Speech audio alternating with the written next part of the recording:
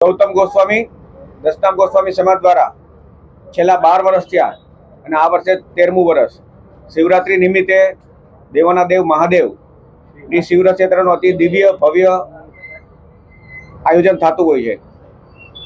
રાજકોટના આપ જોવો છો કે મુખ્ય ચોક બધાય એસ્ટ્રોન ચોક, કોટેચા ચોક, કિસાનપરા ચોક, અંડરબ્રિજ,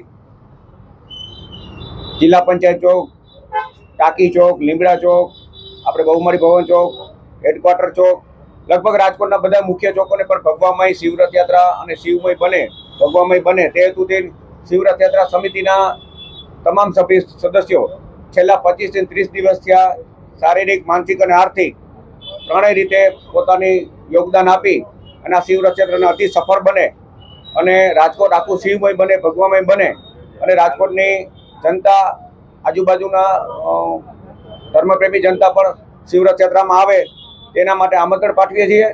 આ શિવરથયાત્રા 26 તારીખે બુધવારે 26 તારીખે બપોરે 2 વાગે કોઠારિયા રોડ ઉપર સુતાનમાં એટલે કે કમલેશ્વર મહાદેવથી બપોરે 2 વાગે પ્રસ્થાન થશે।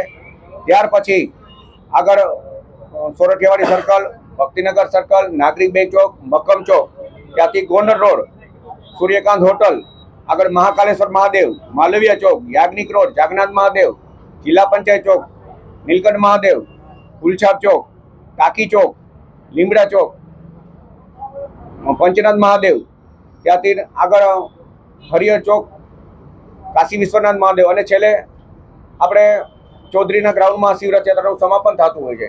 આ શિવરથયાત્રાનો દાદાનો મુખ્ય રથ ત્યાં પહોંચે ત્યારે દાદાની સમૂહમાં લગભગ 2500-3000 માણસો સમૂહમાં દાદાની મહાઆરતી કરશે। ત્યાર પછી બધાને ફરાળ પ્રસાદનું આયોજન હોય છે। આજકાલ આ શિવરથયાત્રામાં આપ જોઈ શકશો કે દાદાનો અતિ ભવ્ય અને દિવ્ય મલ્લિકાર્જુન મહાદેવનો મુખ્ય, કુષ્મેશ્વર મહાદેવનો મુખ્ય રથ બિરાજમાન થવાનો છે।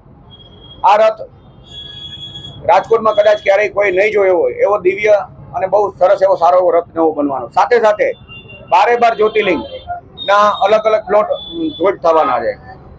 લગભગ 2000 જેટલા બાઇક સવારો, હાથી, ઘોડા, સાંઢિયા ગાડી, 4 વ્હીલો અને બીજી અનેક સંસ્થાઓના પણ સામાજિક અને એક મેસેજ આપતા હોય સમાજને તેવા પણ પ્લોટો પણ સાથે જોડાવાના છે। કુંભનું વાતાવરણ છે અને છેલ્લું શાહી સ્નાન 26 તારીખને શિવરાત્રીના દિવસે છે, તો અમે એક શિવરથયાત્રામાં એક કુંભનો પણ એક અમારો એક પ્લોટ હશે। સાથે સાથે અત્યારે દેશમાં સનાતનની પણ બોર્ડની પણ માંગણી હોય છે, ત્યારે દસનામ ગોસ્વામી સમાજ સનાતની સમાજ છે, ત્યારે સનાતનની માંગણી માટે અને સનાતનનો એક સારો એવો મેસેજ દેવા માટેનો પણ એક પ્લોટ મુકાશે।